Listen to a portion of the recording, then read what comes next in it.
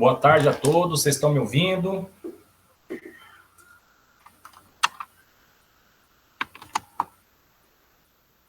Vocês estão me ouvindo?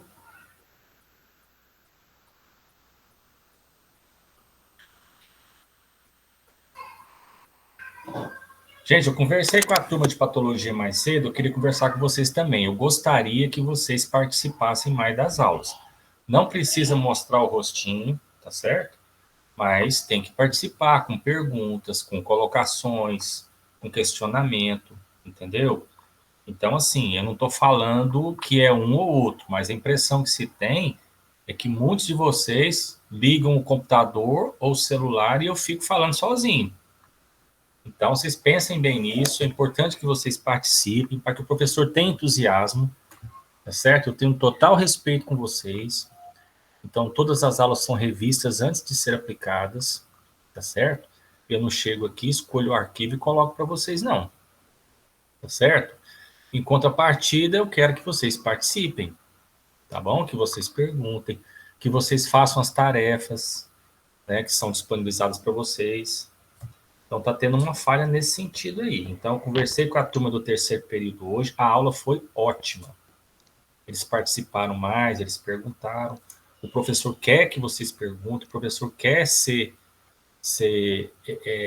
questionado, tá certo? Pode concordar, pode discordar. O que não pode fazer é ligar o computador e ficar me ouvindo como se fosse um programa de rádio, tá certo? Quem tiver o microfone, fala, tá certo?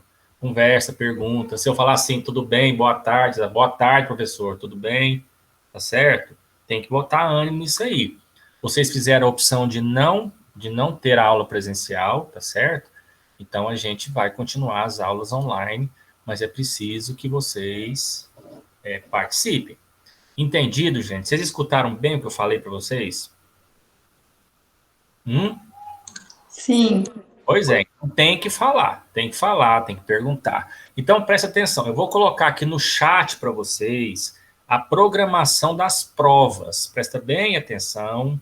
A prova vai ser sempre para a turma junto. Então eu escolhi a quinta-feira. Quinta-feira, dia 3 de junho, para avaliação complementar.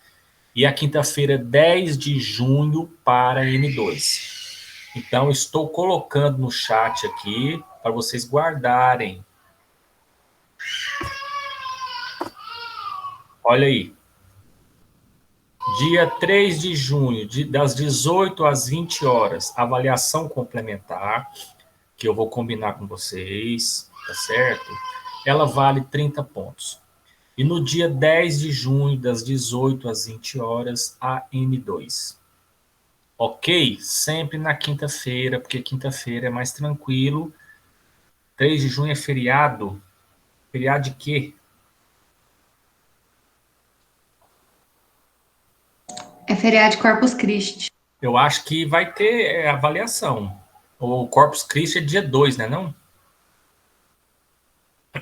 Porque a semana da prova... É dia 3 mesmo. Tá, então deixa assim por enquanto. Deixa assim por enquanto. Tá certo? É porque a semana da prova tá do dia... Semana da prova... Só um minutinho aqui. A semana da prova é do dia... Ah, não, gente, desculpem.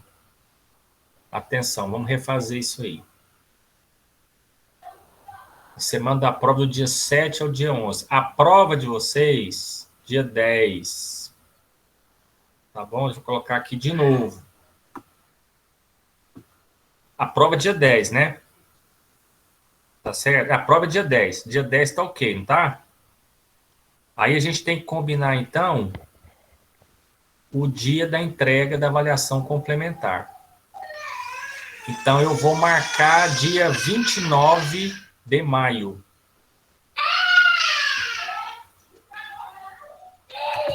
Atenção, vou refazer aqui, ó. Dia 29 de maio. Olha aí. Dia 29 de maio, quinta-feira. Gente, não perca a avaliação para a gente terminar o semestre logo e ninguém ficar de N3. Beleza? Vocês querem perguntar alguma coisa? Alguma dúvida? Tudo certo. Professor, Ah, aquele questionário que está lá no AVA, era para entregar? não precisa. É só a turma B que precisou entregar, porque eu fiz a chamada pela entrega do questionário. Ah, tá. Então Tá tá, bom? obrigada. Nada. Professor, no caso aí, essa atividade avaliativa vai valer 30 e a prova 70? Ou vai ser 50? A prova é 70. Ah, não, então tá bom, então. Tá bom? Aí essa atividade complementar, eu vou combinar com vocês até semana que vem, o que a gente vai fazer. Tá certo? Deixa eu colocar aqui para gravar. Hoje nós vamos falar de antifúngicos e antivirais.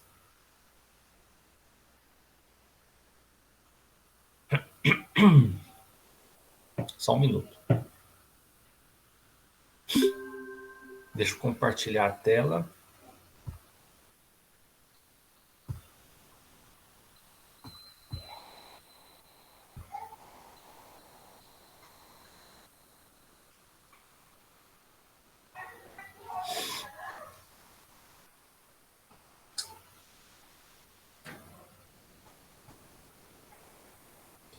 Professor, dia 29 de maio, dá no sábado. Não dá, não? 27, então, né? É 27 de Isso. maio. Então, peraí. Vamos corrigir de novo.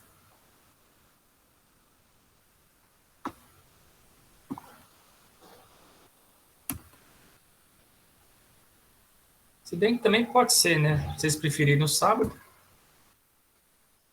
Não, nós já tá tendo aula no sábado, aí prova no sábado, Deus me livre. Então fica assim, então, ó. Tá aí no chat para vocês.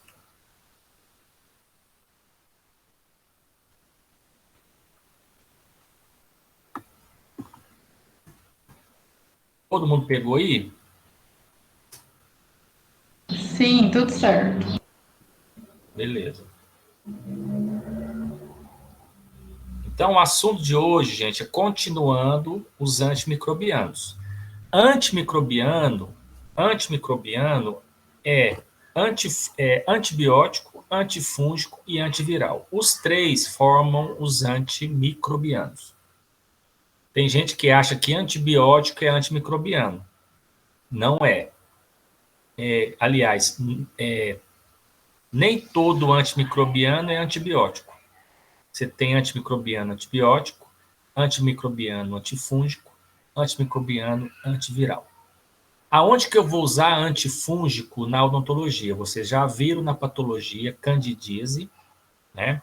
Nas suas diversas formas clínicas, é uma indicação de antifúngico.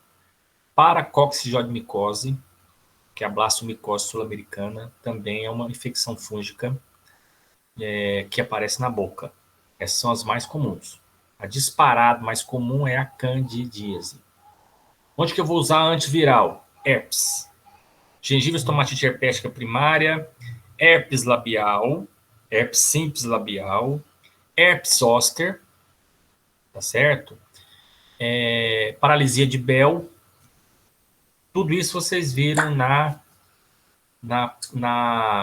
patologia. Certo? Lembrou aí? Então, são essas condições que a gente vai usar. Onde que eu vou usar antibiótico? Infecção odontogênica. Então, eu tenho antibiótico para infecção odontogênica, antifúngico para candidíase e para coccidioidemicose, e eu tenho antiviral para herpes. Gengiva estomatite herpética primária, herpes simples labial, herpes zoster, paralisia de Bell. Ok? Então, aí daí a importância de estudar, né, os antimicrobianos na odontologia. Como é para o antibiótico, tem que também ser para o antifúngico e para o antiviral. Uso racional, mediante um diagnóstico. Né, você tem resistência também, né, desses micro-organismos, se expostos de maneira exagerada ou irracional a esses medicamentos. Ok? Então, nós vamos começar pelos antifúngicos. Os antifúngicos. Bom, antifúngico é um tratamento complexo, né? As doenças fúngicas é sempre um tratamento complexo. Por quê? O que vocês acham? Quem dá a sua opinião? Por que é sempre complexo o tratamento de uma lesão fúngica na boca? O que vocês pensam? Porque a boca é um local que é suscetível para proliferação dos fungos pela umidade, escuro e tudo mais. É por aí o caminho da resposta. O que mais? Pensa um pouquinho, por que quando você pega um paciente com uma infecção fúngica, né, ela é sempre desafiadora? Quem pode responder?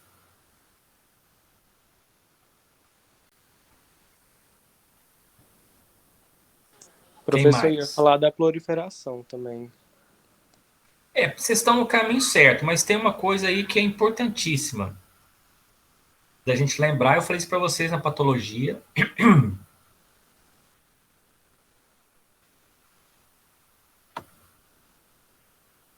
Alguém arrisca? Pode falar, gente. Tem medo de errar, não.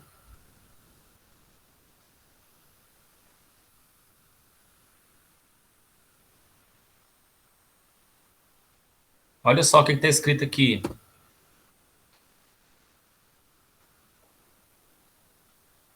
Lembra que eu falei que a penicilina é segura porque a gente não tem parede celular nas células? Já com o antifúngico é diferente. O antifúngico, ele age numa estrutura do fungo que parece com a célula humana. Entenderam, gente? Lembra de eu falar que a penicilina é segura, que você pode usar em criança, em grávida, em paciente idoso, porque a gente não tem parede celular na composição orgânica nossa. No caso do fungo, o fungo ele tem uma estrutura parecida com a célula humana. Então dá muita reação adversa, dá muito efeito colateral. Entenderam? Olha lá, risco de toxicidade. Sim. Beleza? Então essa é o que torna, né, o tratamento com antifúngico bem complexo. Porque ele vai atingir célula humana. Ele não tem a especificidade que tem a penicilina, por exemplo. Alguém quer perguntar alguma coisa?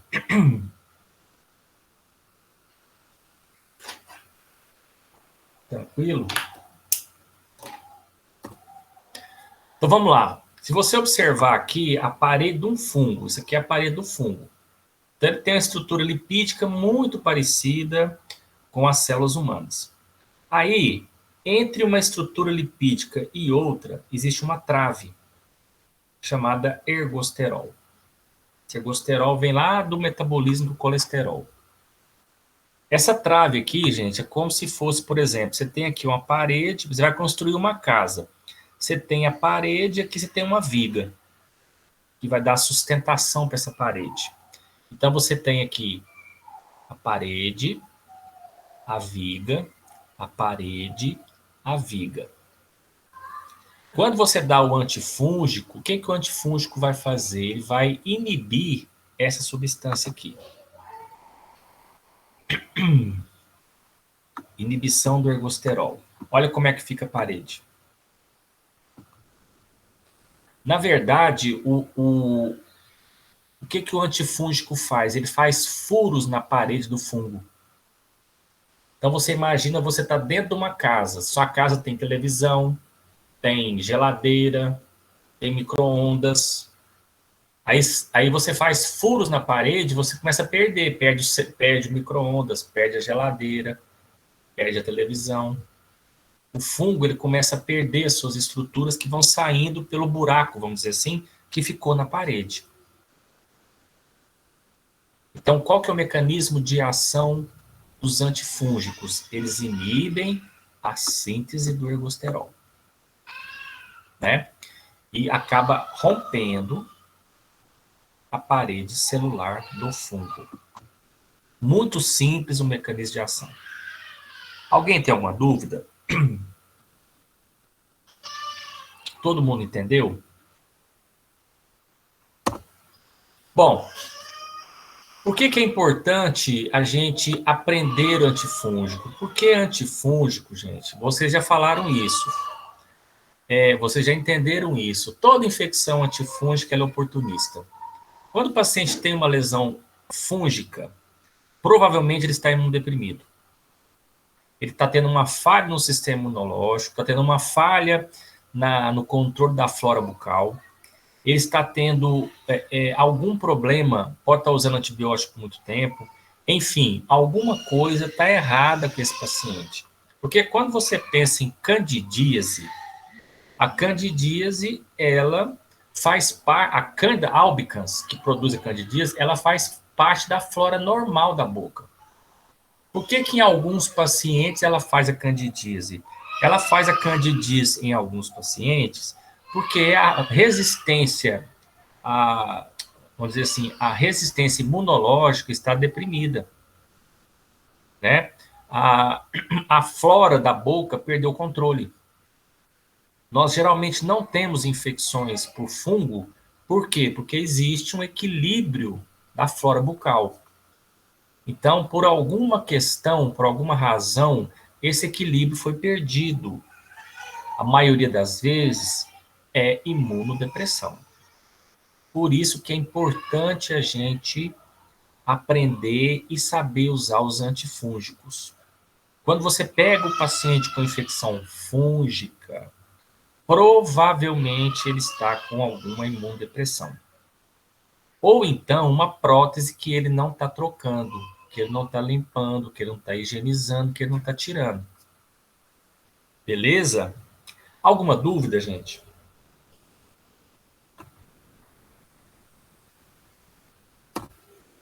Alguns exemplos.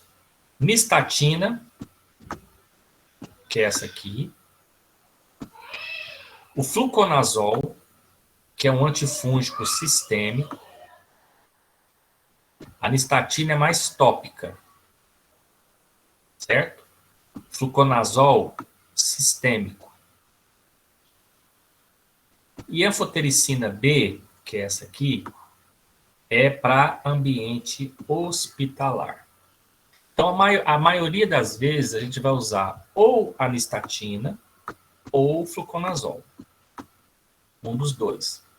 A nistatina, que tem mais uma ação tópica, e o fluconazol, que seria um antifúngico sistêmico.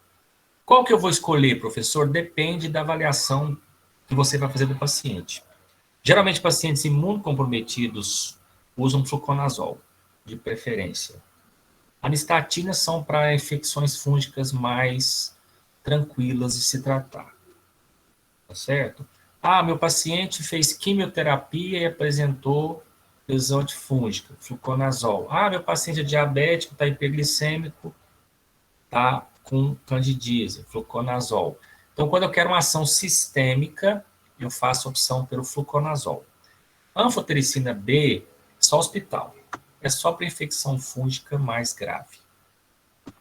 Tipo paracoccidomicose, né? Um outro antifúngico, o itraconazol, também é um antifúngico sistêmico. Eu não coloquei aqui. O itraconazol é usado na paracoccidomicose. Ok? Alguma dúvida, gente? Não. Aqui, ó, as indicações. Candidíase. Aqui, caso candidíase no palato mole. Candidíase na mucosa alveolar. Aqui a remoção, né, da candidíase com a exposição da mucosa hiperemiada. E aqui uma candidíase eritematosa, de língua. Essa candidíase aqui, ó, deu muito em paciente pós-Covid. Eu vi muitos pacientes pós-Covid com essa candidíase aqui, ó. Então, pós-Covid, com essa candidíase, fluconazol. Você pode associar o fluconazol sistêmico, geralmente você faz uma dose por semana, 4 semanas, de 1 a 4 semanas. Então, o paciente tomar de 1 a 4 comprimidos, né? 1 por semana. Tem outros esquemas também, 1 por dia em pacientes mais graves. E você pode associar o bochecho de clorexidina, tá certo? Clorexidina você pode usar, que ela também ajuda no controle. Então, alguns pacientes pós-Covid apresentaram essa candidíase eritematosa. Pacientes que usam antibiótico muito tempo, e pacientes que estão passando por alguma imunodepressão. Professor, Oi. a associação do surgimento de candidíase pós-Covid é devido a medicamento e queda na imunidade? Pode ser queda de imunidade, provavelmente porque a infecção viral faz isso, a infecção viral, ela diminui o leucócito, faz leucopenia, então ela mexe no sistema imunológico, tá certo? E pode ser que o paciente usou antibiótico também para tratar a pneumonia e acabou um antibiótico desorganizando a flora. Então, você tem essas duas opções, ok? Mas a mais plausível é a leucopenia ou a queda de imunidade pós-Covid. Ok? Beleza? Mais alguma dúvida, gente?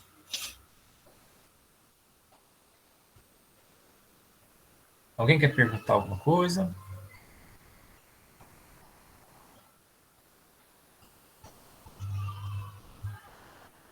Então, quando você pega um quadro de candidíase, você tem que investigar a imunodepressão. Por que está acontecendo isso aí?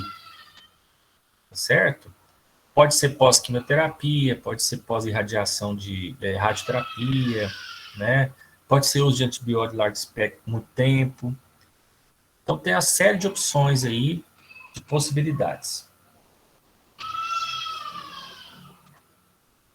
Dúvidas?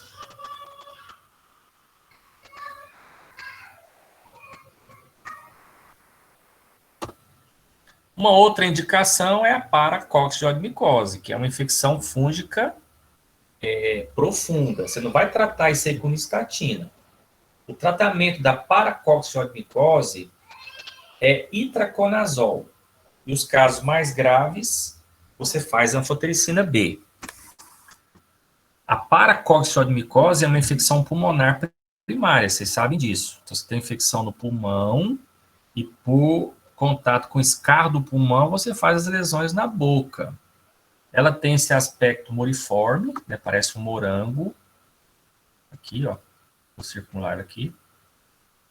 Esses pontos hemorrágicos, né, são bem característicos da paracoccidioidomicose.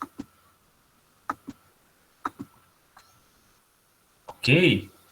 Geralmente, quando você faz o diagnóstico de paracoccidioidomicose, você encaminha para o médico fazer o tratamento. Não é o dentista que faz esse tratamento. Por quê? Porque a lesão está no pulmão.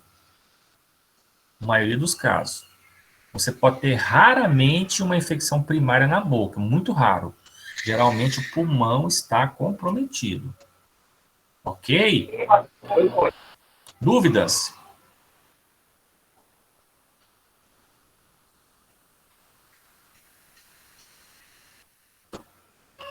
Bom, antivirais. Vocês querem perguntar alguma coisa sobre os antifúngicos? Não, tudo certo. Tudo tranquilo? Sim. Ninguém quer perguntar? Tranquilo. Ok.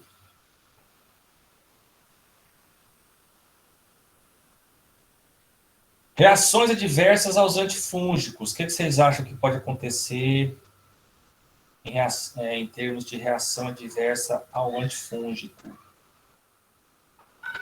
O que vocês acham?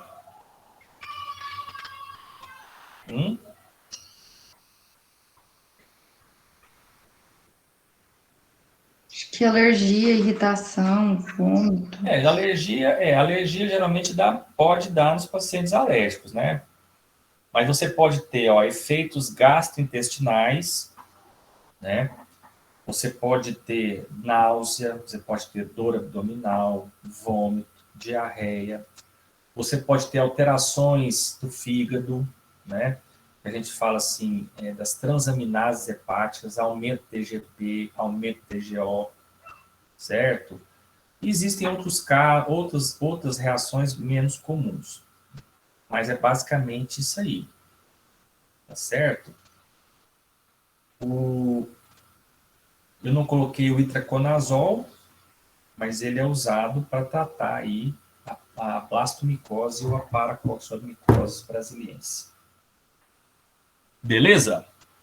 Bom, antivirais. Os antivirais, como é que eles agem? Presta atenção. Vocês sabem muito bem, agora todo mundo sabe, por causa da Covid, que todo mundo fala na televisão todo dia. O vírus, ele não tem vida própria. O vírus precisa da célula para a sua replicação. Ok? Então, eu fiz um esquema aqui para vocês verem, ó. Aqui o vírus, certo? E aqui a célula humana. Então, o vírus vem e encosta na célula. Quando ele encosta na célula, a gente chama de adsorção.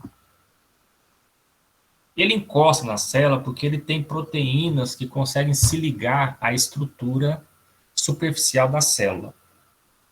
Aí ele faz uma adsorção, que está escrito aqui, ó. Ele encosta, depois ele penetra, e quando ele penetra, ele replica o seu DNA. Eu coloquei aqui, ó. E aí, ele faz um monte de vírus que saem e infectam outras células. É bem simples esse mecanismo. O que o antiviral vai fazer? O antiviral vai dificultar a entrada e a penetração, dizer assim, a absorção, a penetração e a replicação. Os antivirais, eles vão interferir nessas etapas aqui, ó. Às vezes interfere em uma, às vezes em duas, às vezes na três. O que o antiviral faz? Ele diminui a replicação viral. Isso é importante? É muito importante, porque aí a infecção ela não aumenta. Professor, Oi. já tem estudos para desenvolver o contra a Covid? Não, você tem vários estudos, mas você não tem um antiviral que tenha comprovação científica para a Covid. Você tem o Remdesivir, né, que está sendo estudado, tem a hidroxicloroquina, tem a azitromicina, tudo isso aí eles falam que diminui essa replicação viral. Só que nada confirmado ainda. É uma doença nova que exige estudo. Por exemplo, o H1N1, você já tem o oseltamivir, que é o Tamiflu. Certo? O Tamiflu não funcionou para a Covid. Então, eles estão estudando o Remdesivir. Ok? Então, tem várias teorias, tem várias hipóteses ainda, mas nada confirmado. O que se tem de confirmação para a Covid? O uso da dexametasona na fase inflamatória, tá certo? E alguns anticorpos monoclonais, que são esqueci o nome agora. Tocilizumab, lembrei. Tocilizumab é um anticorpo monoclonal, um anticorpo produzido em laboratório que você injeta no paciente e ele vai dificultar, né, junto com a dexametasona, vai ajudar na fase inflamatória. Entenderam? E os antibióticos para as pneumonias secundárias à COVID. Então, não se sabe ao certo por que alguns pacientes ficam graves e outros não. Então, está tudo ainda no campo da especulação. O que se tem hoje é vacina. Então, tem que vacinar. E não tem que escolher vacina, não. Ah, eu não vou usar AstraZeneca porque dá trombose. O anticoncepcional dá mais trombose do que a AstraZeneca. O risco de trombose com anticoncepcional é maior do que trombose com AstraZeneca. Então, eu trabalho aqui na campanha de vacinação em Goiânia e quando é AstraZeneca, o povo não vai vacinar. Tudo fake news. Não tem que escolher vacina. É a vacina que tiver, você tem que tomar. O risco é muito baixo. Tá certo? É a única saída que se tem para melhorar a Covid. Entenderam? Vocês querem perguntar alguma coisa? Então, assim, é um mecanismo de ação bem simples da gente entender. É só vocês entenderem as etapas da replicação viral, né? Adsorção, penetração e replicação. E lembrar que o antiviral vai agir justamente nessas etapas aí. Alguma dúvida, gente? Não. O que a gente tem para odontologia? A mais usada é o aciclovir, que é esse aqui, ó. Você tem o que é muito usado também, o valaciclovir. Esses dois são os mais usados. Aquele aqui, o Valtrex. A vantagem do Valtrex é que você toma 2 vezes ao dia. O ciclovir você vai tomar de 4 a 5 vezes, né? E tem outros, o fanciclovir, ganciclovir e foscarnet. O que a gente usa muito na clínica é esse aqui e esse. O penciclovir. O penciclovir é tópico. Assim como a ciclovir também, eu tenho a ciclovir para uso sistêmico e para uso tópico, certo? Então a gente usa muito a ciclovir e valaciclovir. Esses dois são os mais usados. Onde que eu vou usar? Em herpes, em herpes zoster, vou usar também na paralisia de Bell. Tudo isso vocês já viram na patologia. Lembra? Essas doenças? Sim. Sim. Senti firmeza esse sim, não, hein? Sim mesmo? Sim. Professor, Ok. o valociclovir, o valociclovir, ele é usado para que tipo de vírus? Não, é tudo pro vírus do herpes aí. Todas essas doenças, todas essas viroses, elas são relacionadas com o vírus do herpes. Entendeu? Você tem o herpes simples, é tudo a mesma família. O herpes simples, você tem a gengiva estomatite herpética primária, que dá muito em criança pequena. Aí você tem o herpes zoster, que é o recrudescimento da varicela, né? Varicela. Você tem a varicela na infância, o vírus fica nos gânglios, e quando cai a imunidade, ele faz o herpes zoster, que são aquelas infecções que seguem o trajeto do nervo trigêmeo e para na linha média. E a paralisia de Bell é provavelmente uma infecção do nervo facial por herpes. Então, o paciente dorme e acorda com a metade do rosto paralisada. Isso acontece muito. Aí você entra com a ciclovir. Hã? A paralisia de Bell é a da herpes zoster. Não, é o herpes. Herpes zoster é outra coisa. O herpes zoster Mas você a tem... paralisia é qual tipo? Hã? Qual tipo de herpes? Tem vários. É o Qual herpes. Tem É vários o herpes mesmo. É o herpes tipo 1. Entendeu? É o herpes tipo 1 que faz as lesões bucais. Aí, você sabe que tem tropismo pelo nervo. Então, ele faz a infecção, depois ele volta e fica lá no nervo. E por algum motivo, ele vai e contamina o nervo facial. E o nervo facial passa pelo forame estilomastoide e ele incha. Como ele incha em paredes ósseas, paralisa a face do paciente. Aí você tem que começar a tratar em até 72 horas no máximo, senão fica muito tempo com a paralisia. Professor Lênin, você falou disso numa aula. Eu esqueci qual é o nome do medicamento. Qual? Ele é uma injeção, se eu não me engano, para paralisia de Bell. Não, a paralisia de Bell você trata com aciclovir e prednisona. Mas esse é o de 72 horas? É. Você começa o tratamento, né? Ah, Você dá só o antiviral e o corticoide. Só que é dose alta por muito tempo. Tem um esquema aí para você tratar a paralisia de Bell. Fisioterapia, né? Hã? Fisioterapia também, né? Tem que fazer fisioterapia, tem que entrar com a medicação. O sucesso aí, por exemplo, eu tive paciente que eu entrei rapidamente, não durou nada. A que durou mais foi nem 2 meses. E eu sei de gente que entrou com tratamento tarde, porque não deu o diagnóstico certo, ficou anos com a paralisia. Ai, credo. O importante é iniciar o tratamento rapidamente. Eu tenho uma paciente que não durou nem uma semana.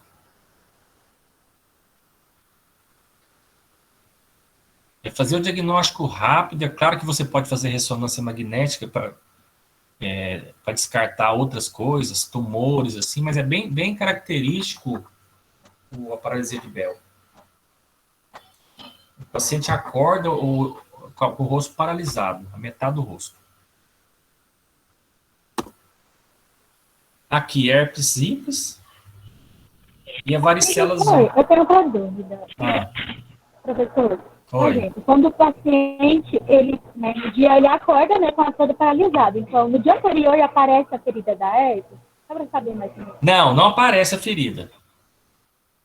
O herpes, ele contamina o nervo facial, mas ele não faz erupção igual está aqui. Tá certo? Deixa eu mostrar para vocês aqui. Espera aí só um pouquinho. Deixa eu mostrar para vocês verem a diferença. Espera aí.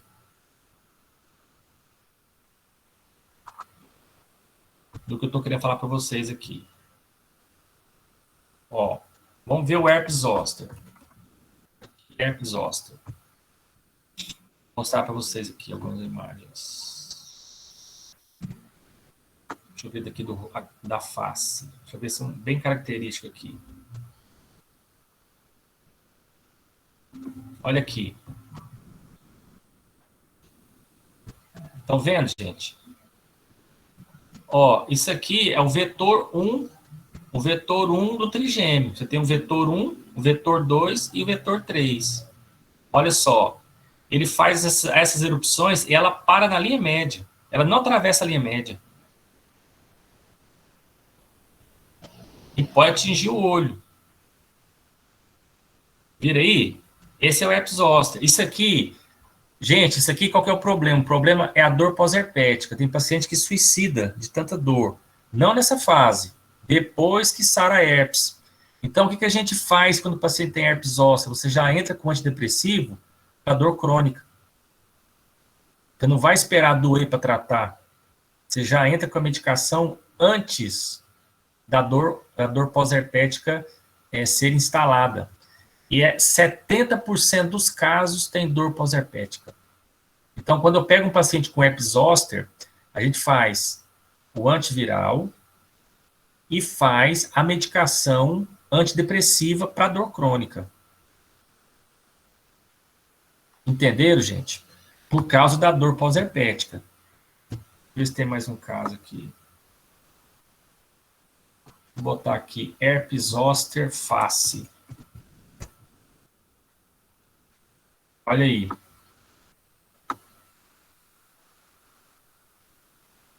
Você pega esse caso aqui, por exemplo, ó, para na linha média. E dá essas erupções, ó. Agora, a paralisia de Bell.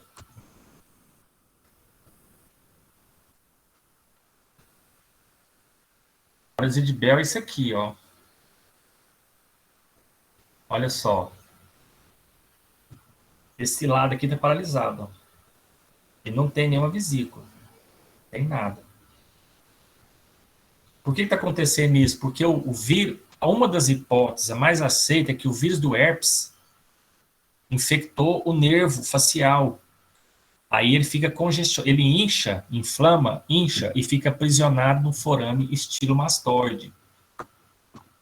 Quer ver? Para vocês entenderem.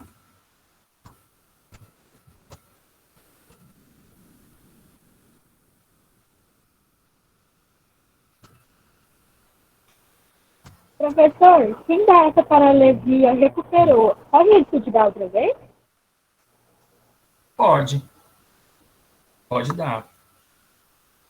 Professor, você está falando aí do paralisia do nervo.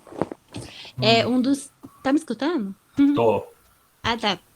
Então, falando em Covid, um dos sintomas mais comuns é em relação a isso, né? Que o vírus está fazendo com o nervo olfatório.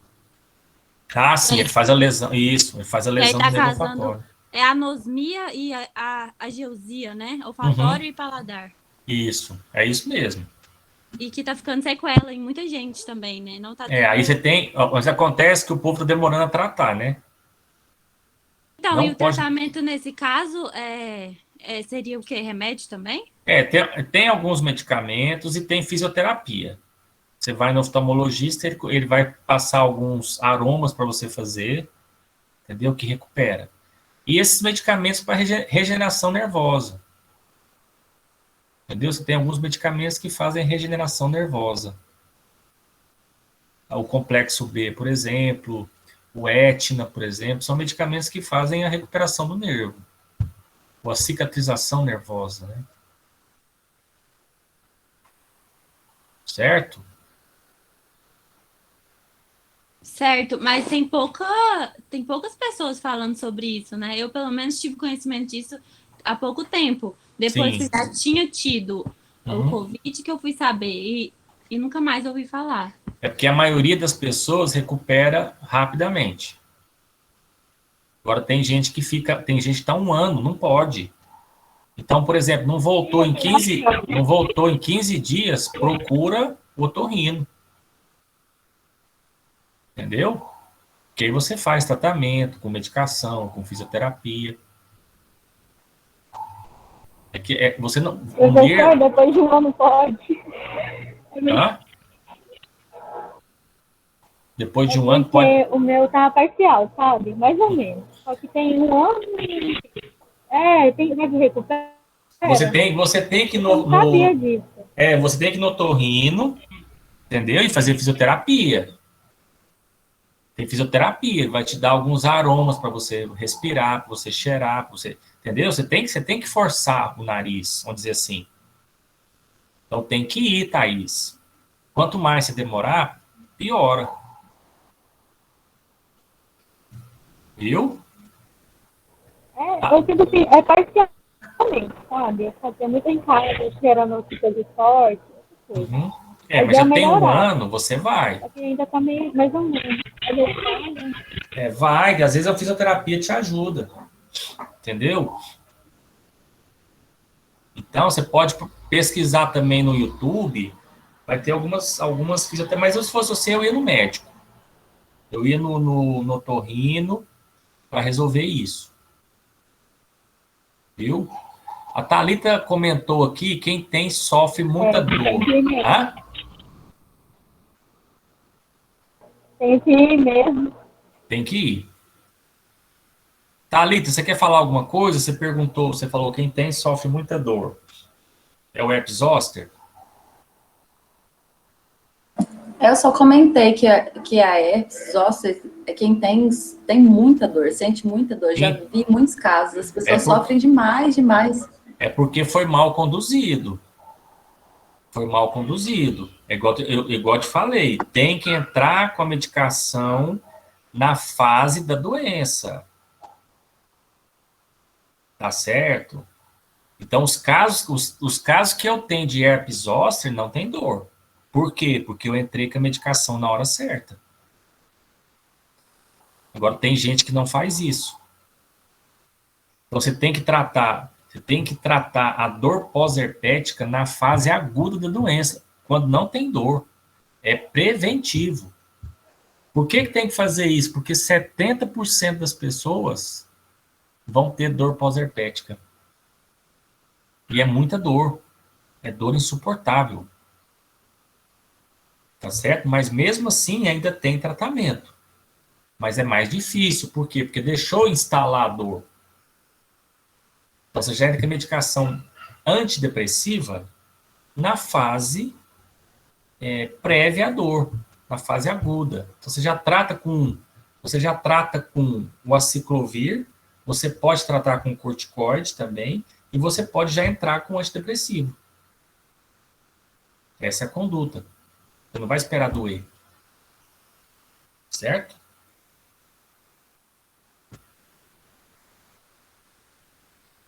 Então, aqui a gente tem um caso de herpes simples, né? Varicela zoster é o herpes zoster, já mostrei para vocês, não é esse aqui. Aqui é gengiva estomatite, herpética primária, que dá muito em criança, certo? Que é a manifestação primária do herpes. Aqui o herpes labial. Então você pode entrar com uma medicação tópica e também a sistêmica, aí depende da avaliação do paciente. Agora, é importante entrar na fase prodrômica. O que é a fase prodrômica? É a fase que antecipa isso aí, ó. O paciente que tem herpes labial, ele sabe que vai aparecer a lesão. Por quê? Porque começa a queimar a região, começa a ficar ardendo. Aí ele já passa o antiviral. O que ele consegue com isso? Ele consegue diminuir o curso da doença. Ok? Então é importante isso. Entrar com a medicação antes de aparecer as vesículas. Aqui o herpes zoster, ó. Professor, Oi. mas depois que aparece, por exemplo, essa herpes labial, qual que é o indicado tomar a medicação por quanto tempo? Geralmente você cada toma antiviral por 5 dias. Você pode passar o aciclovir a cada 6 horas, por 5 dias, desprezando a dose na madrugada. Não precisa de levantar de madrugada para tomar o remédio. Então, ele toma 5 comprimidos no dia. Ele pode tomar, por exemplo, 4 a 5 comprimidos. Por exemplo, um comprimido a cada 6 horas. Né? Desprezando o horário da madrugada. E você recomenda tomar bastante líquido. Né? Isso por 5 dias. Geralmente resolve. E você pode associar também o tópico. Certo? Entendi, obrigada. Então, aqui você tem o herpes zoster. Olha só, para bem na linha média. E aqui você tem a leucoplasia pilosa, que é uma manifestação em pacientes com HIV, né, que também é um vírus, que pode aparecer na boca. Isso aí, quem faz isso é o Epstein-Barr. E tem a mononucleose infecciosa, que é a doença do beijo. Vocês lembram de eu falar isso para vocês, né? A leucoplasia pilosa também pode aparecer, né? Não é candidíase, em pacientes HIV positivo. Outros antivirais, abacavir. Professor, Hã? essa mancha branca na língua, Uma placa, né? Na verdade, é uma placa. Câncer, não? Aí o que eu faço para poder identificar? Não, essa aí... Essa placa? É só uma placa? Essa é uma placa. Também você pode ter mancha. Aí cai na raspagem. É o seguinte, o paciente apareceu com isso aí, o que você vai fazer? Você vai tentar raspar. Certo? Você tenta raspar, não vai sair. Aí a gente fala que é uma leucoplasia. O que é leucoplasia? É uma doença que não pode ser definida como outra coisa. Aí a gente chama de leucoplasia. Como é que eu chego ao diagnóstico de leucoplasia pilosa? Quando tem leucoplasia, a gente sempre faz o antifúngico, não o antiviral, o antifúngico prévio, para reduzir, para ver se regride a lesão. Porque você pode ter também candidíase hiperplásica, que ela não é removível. Então a gente faz o antifúngico e faz a biópsia. Certo? Se o paciente tiver essa lesão dos dois lados e for um paciente HIV positivo, leucoplasia pilosa. Ou então ele nem sabe que é HIV. Aí a gente, quando tem a lesão sugestiva de leucoplasia pilosa, aí a gente pede a sorologia do HIV. Entendeu? Então é mais ou menos assim que se faz o tratamento. Vai biopsiar a região, vai para ver o grau de displasia que tem aí. A gente sempre faz isso.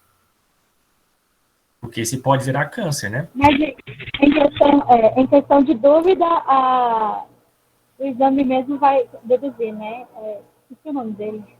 Biópsia. Biópsia. Aí ela já tira as dúvidas. Sim. Entendeu? E esse é o coquetel da AIDS, ó. Abacavir, ampenavir, indinavir, lamivudina, zalcitabina, zidofudina. Esses são os medicamentos usados para o tratamento da AIDS. Isso aí é só por curiosidade de vocês. Alguma dúvida, gente, sobre antifúngicos e antivirais? Hoje vocês participaram mais, aí a aula fica melhor, né? Vocês querem perguntar alguma coisa? Tudo certo. Ok. Deixa eu fazer a chamada de vocês.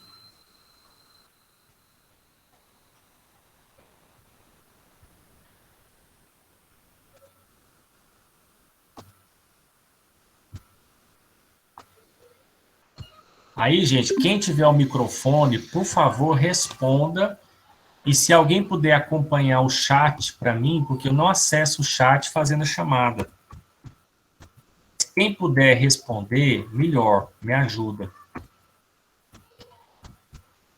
Certo?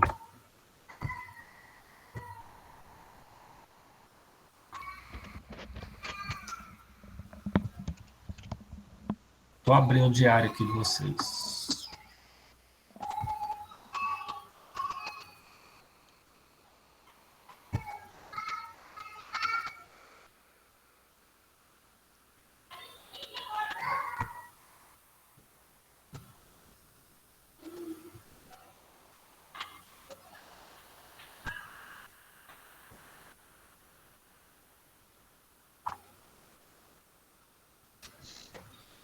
Adriele. Fecha a porta, papai. Adriele, tá aí? Fecha a porta aí. Respondeu no chat. Tá.